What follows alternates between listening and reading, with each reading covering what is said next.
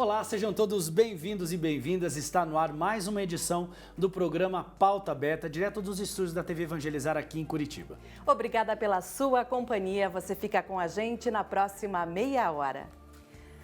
O grupo Johnson & Johnson anunciou a suspensão dos testes de sua candidata à vacina contra a Covid-19.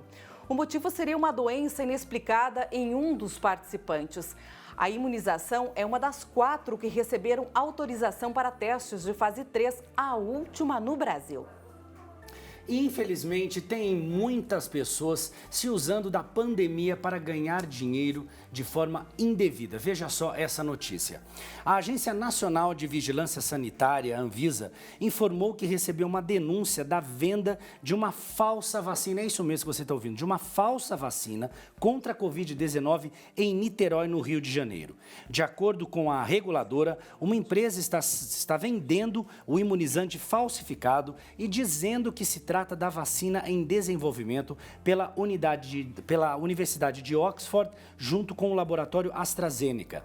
A agência reitera que ainda não há um imunizante contra a Covid-19 autorizado para comercialização no Brasil. Até a liberação, a Anvisa pede que não seja adquirido nenhuma suposta vacina contra a doença. Temendo viver uma segunda onda de transmissão da Covid-19, o primeiro-ministro italiano Giuseppe Conte impôs novas restrições a reuniões, restaurantes, esportes e atividades escolares, em uma tentativa de desacelerar o crescente aumento nas infecções pelo novo coronavírus no país. O decreto do governo da Itália já está valendo e tem previsão de durar um mês. O número diário de novos registros de Covid-19 na Itália dobrou na semana passada. O país tem quase 360 mil casos da doença. Nós temos mostrado aqui no programa Pauta Aberta os vencedores do Prêmio Nobel deste ano de 2020. Agora é a vez de 2 americanos que ganharam na área de economia. Veja. Os norte-americanos Paul Milgrom e Robert Wilson vão dividir R$6.300.000. A dupla foi escolhida por descobrir melhorias no formato dos leilões. Novidades que, segundo a Real Academia de Ciências da Suécia, beneficiaram vendedores e compradores no mundo todo. Os dois mudaram, por exemplo, a maneira de vender frequências de rádio para operadoras de telecomunicações nos Estados Unidos, formato que deu certo e foi adotado em outros países. Paul e Robert são vizinhos e dão aula na mesma universidade, Stanford, na Califórnia. A premiação do Nobel foi virtual este ano por causa da pandemia. Na semana passada, foram entregues os prêmios de Medicina, Física, Química, Literatura e Paz. Atenção, estudantes que pretendem ingressar no ensino superior por meio do Fundo de Financiamento Estudantil FIES. O Ministério da Educação prorrogou o período de inscrições para vagas remanescentes. Veja os detalhes.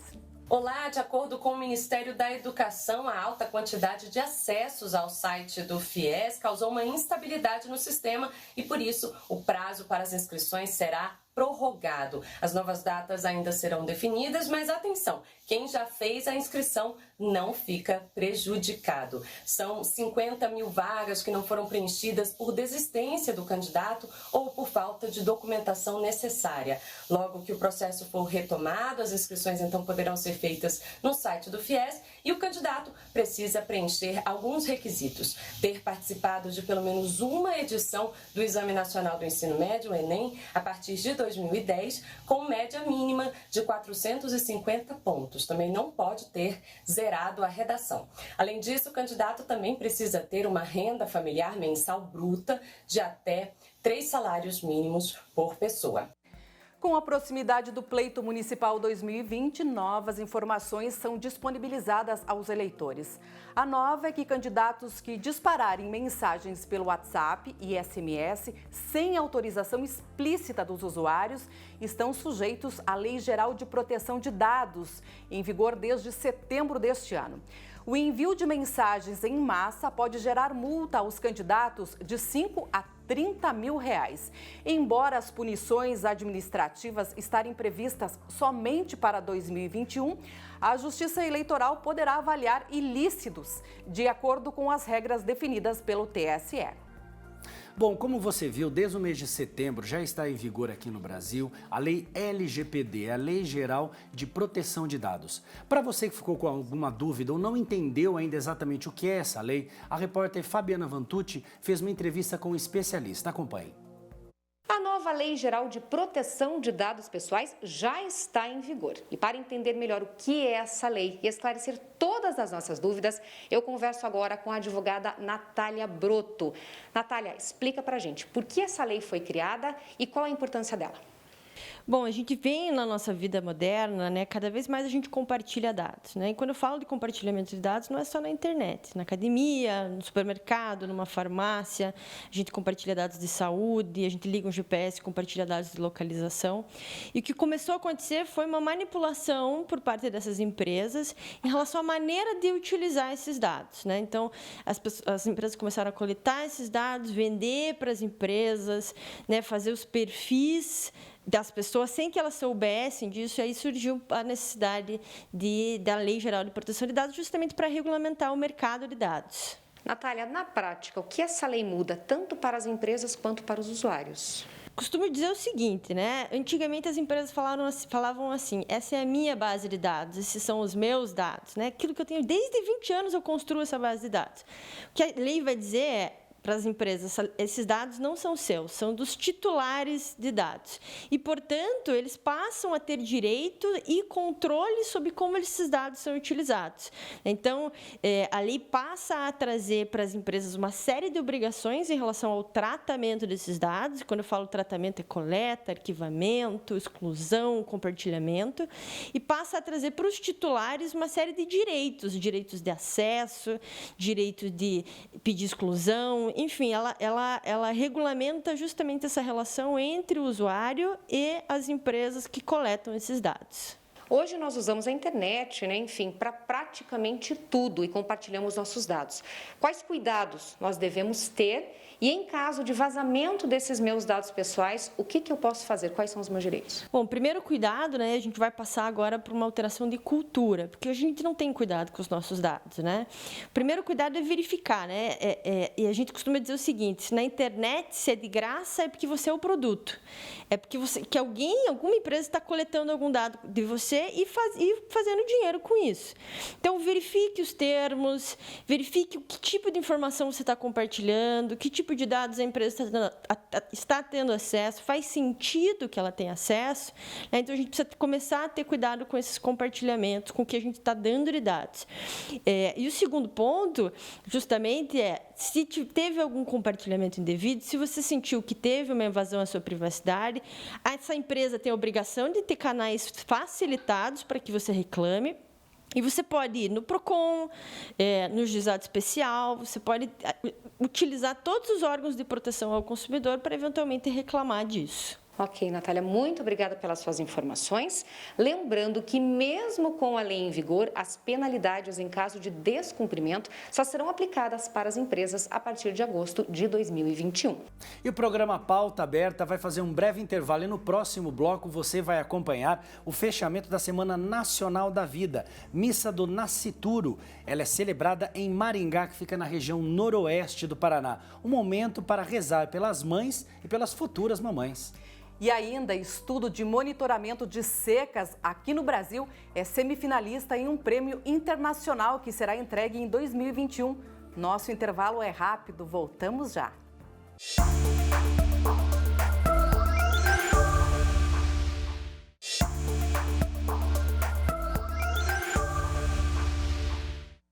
Você tem visto aqui no programa Pauta Aberta as altas temperaturas em várias cidades, regiões e estados do nosso país. Pois é que o ano de 2020 pode ser o mais quente de toda a história. Segundo o levantamento do Serviço de Mudança Climática Copérnicos, do Programa de Observação da Terra da União Europeia, no Paraná, por exemplo, setembro teve recordes de temperatura e acabou classificado como um dos mais quentes de toda a história. O calor intenso preocupa, pois o estado vivencia o pior cenário de seca dos últimos 100 anos. E esse tempo quente colabora com as queimadas. Além do Paraná, cidades como São Paulo e Teresina também registraram temperaturas mais altas que o normal para a mesma época do ano. E um estudo de monitoramento de secas, coordenado pela Agência Nacional de Águas, com o apoio da Universidade Federal do Ceará, é semifinalista em um prêmio internacional que será entregue em 2021 na Conferência da ONU sobre Mudanças Climáticas. Conheça o projeto. Ela é visível no sol escaldante e no horizonte que parece miragem. A seca afeta não só a saúde das pessoas, mas também o equilíbrio do meio ambiente. E os prejuízos podem ser graves. Criado em 2014, o monitor de secas compara a evolução do fenômeno em 18 estados e no Distrito Federal. A metodologia se aplica a qualquer região do país, já que ela mede a seca relativa, ou seja, ela faz a comparação entre o que seria esperado normalmente naquela época e para aquele local e o que de fato ocorreu. Construímos uma base de dados única, a partir da qual são calculados indicadores, são processados os produtos de apoio e tudo isso é disponibilizado para a equipe técnica de autoria. Pela relevância do trabalho, o monitor de secas está concorrendo ao prêmio da organização internacional Parceria Global pela Água. Foram selecionados 78 projetos de 40 países.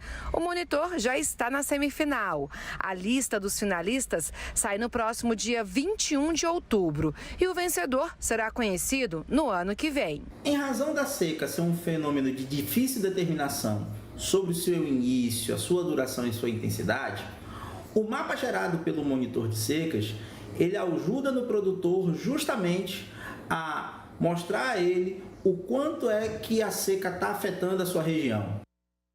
E para fechar a Semana Nacional da Vida, foi celebrada na cidade de Maringá, fica na região noroeste aqui do nosso estado, a missa de nascituro, que é um momento para rezar para as mamães e, é claro, para as futuras mamães. A nossa equipe de reportagem acompanhou.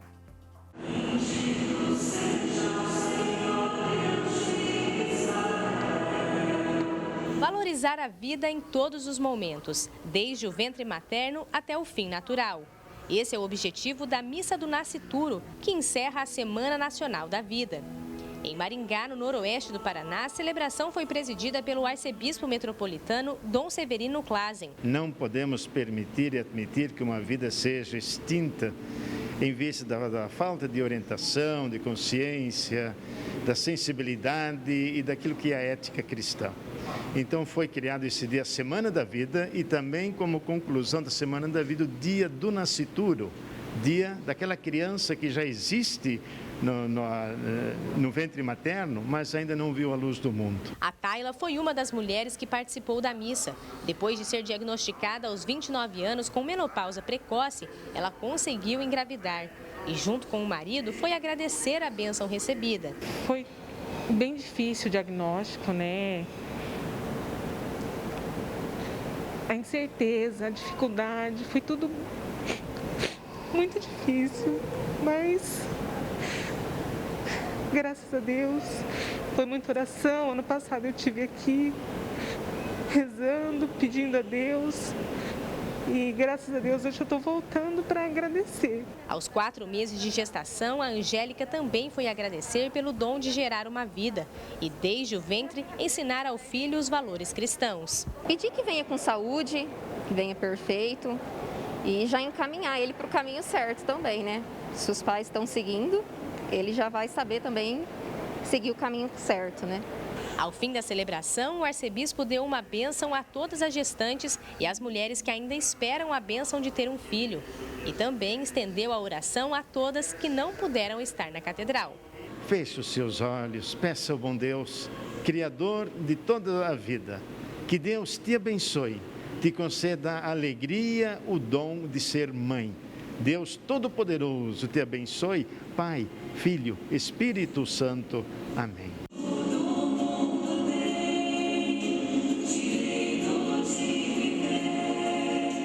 Então, muitas bênçãos para todas as mamães, não é mesmo? E o programa Pauta Aberta de hoje fica por aqui, agradecendo mais uma vez o seu carinho e a sua companhia.